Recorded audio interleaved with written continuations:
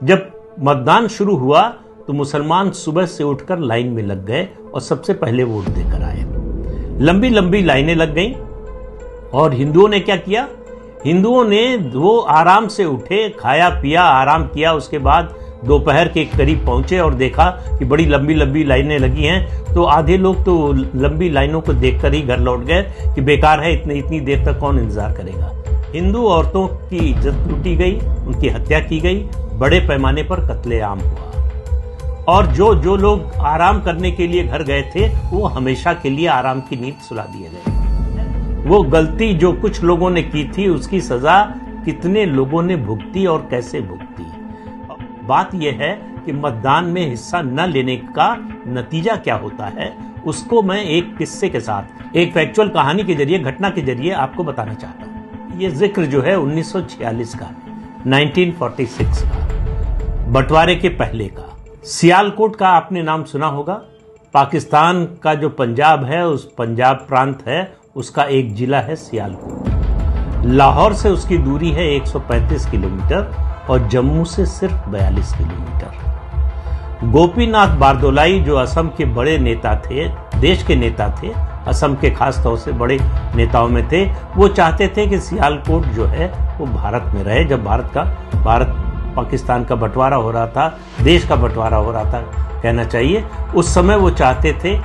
वो सियालकोट उस समय हिंदू बहुल या हिंदू बहुसंख्यक जनसंख्या वाला इलाका था।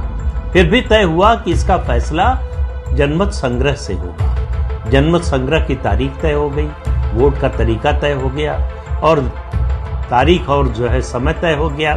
फिर कुछ लोग थे जो लाइनों को देखते रहे, इस इंतजार में थोड़ी देर खड़े रहे कि शायद ये लाइन छोटी हो जाए, शायद कम हो जाए, जल्दी वोट देने का मौका आ जाए तो वोट देकर जाएंगे। लेकिन वो भी थोड़ी देर बाद थक गए या कहिए उनको अपने आराम की याद आ गई, वो भी लाइनें छोड़कर जो है या लाइन में शामिल हुए बिना वो घर लौट गए, वोट नहीं दिया। इस जनमत संग्रह का नतीजा ये आया कि 55,000 मतों से ये प्रस्ताव पास हुआ कि सियालकोट को पाकिस्तान में शामिल किया जाए। सियालकोट भारत में शामिल होते होते पाकिस्तान में चला गया। मालूम है क्यों? 1 लाख हिंदुओं ने वोट नहीं किया। उस समय सियालकोट में हिंदुओं की कुल आबादी थी 2,31,000, 2,31,000। उसमें से 1 लाख ने वोट नहीं दिया। 55,000 से यह प्रस्ताव गिर गया।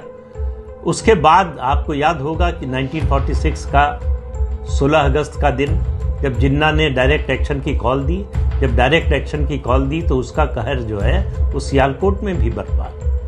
हिंदू औरतों की इज्जत लूटी गई, उनकी हत्या की गई, बड़े पैमाने पर कत्लेआम हुआ और जो लोग आराम करने के लिए घर गए थे वो हमेशा के लिए आराम की नींद सुला दिए गए।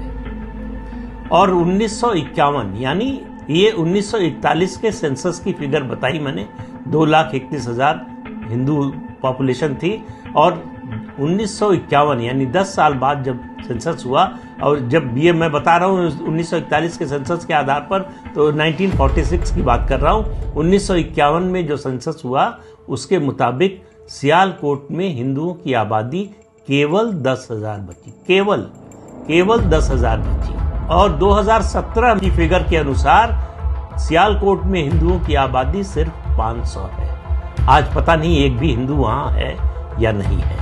उस दिन अगर हिंदुओं ने, सियालकोट के हिंदुओं ने वोट दिया होता तो सियालकोट हिंदुस्तान में होता और वहां जो हिंदू थे वो सब जिंदा होते।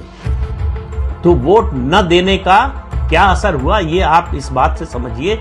एक वोट न डालने से, ये सोचकर कि हमारे एक वोट न देने से क्या होता है, क्या उसका नतीजा होता है, ये उसका सबसे बड़ा उदाहरण है सियालकोट। असल में क्या है कि हिंदू जो कौम है, हिंदू जो समाज है, वो बड़ा आलसी समाज है। वो राष्ट्रीय जो मुद्दे हैं उन पर उस तरह से कभी उत्तेजित नहीं होता, उस तरह से कभी जो है वो उस तरह की निष्ठा नहीं दिखाता। उसको लगता है कि हमारा व्यक्तिगत हित सदे उस काम में हमारी रुचि है। और खास तौर से सबसे अफसोस की बात यह है कि हिंदू समाज का जो पढ़ा लिखा वर्ग है वो और ज्यादा आलसी है इस मामले में। वो मतदान की तुलना में छुट्टी मनाना, घर में आराम करना ज्यादा पसंद करता है। आप चुनाव दर चुनाव देखिए, आजादी के बाद से शहरी इलाकों में, खासतौर से बड़े शहरों में मतदान का प्रतिशत सबसे कम होता है। इस देश में मेरा मानना है कि अगर जनतंत्र को, प्रजातंत्र को किसी ने बचा कर रखा है तो ग्रामीणों ने बचा कर रखा है, ग्रामीण जनता ने बचा कर रखा है, जो कम पढ़े लिखे हैं, जिनको नासमझ समझा जाता है।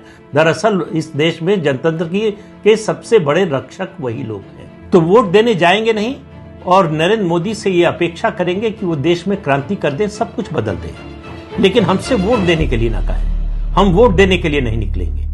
तो वोट न देने का क्या नतीजा होता है, अगर आपको आज समझ में नहीं आ रहा है तो कम से कम अतीत से, इतिहास से सबक सीखिए। एक वोट न देने से सियालकोट का क्या हुआ, सियालकोट के हिंदुओं का क्या हुआ, इससे अगर आप सबक नहीं ले सकते, इससे अगर आपको जमीनी हकीकत समझ में नहीं आती, तो आप अभिशप्त हैं उसी गति को प्राप्त करने के लिए जिस गति को सियालकोट के हिंदू प्राप्त हुए। ये आज का जो दौर चल रहा है, हिंदू पुनर्जागरण का दौर है, सनातन धर्म की पुनर्स्थापना का दौर है। इसमें मैं कहता हूं कि अगर आप नरेंद्र मोदी के खिलाफ हैं तो निकलकर उनके खिलाफ वोट दीजिए, लेकिन वोट दीजिए। अगर मोदी के पक्ष में हैं तो उनके हाथ अगर मजबूत करना चाहते हैं तो उनके पक्ष में वोट दीजिए। किसी को वोट दीजिए, लेकिन वोट जरूर दीजिए। ये सोचना कि हमारा एक वोट नहीं पड़ेगा तो क्या होगा, ये जो वोटिंग परसेंटेज गिरा है उसमें सबसे बड़ा कारण मैं यही मानता हूं। जब आपके मन में ये ख्याल आए कि एक वोट से क्या फर्क पड़ेगा, हम वोट नहीं देंगे तो क्या अंतर आ जाएगा, नतीजा तो तय है, तब आप याद कीजिए सियालकोट की घटना को। सियालकोट के हिंदुओं ने अगर इस तरह से न सोचा होता, अगर आराम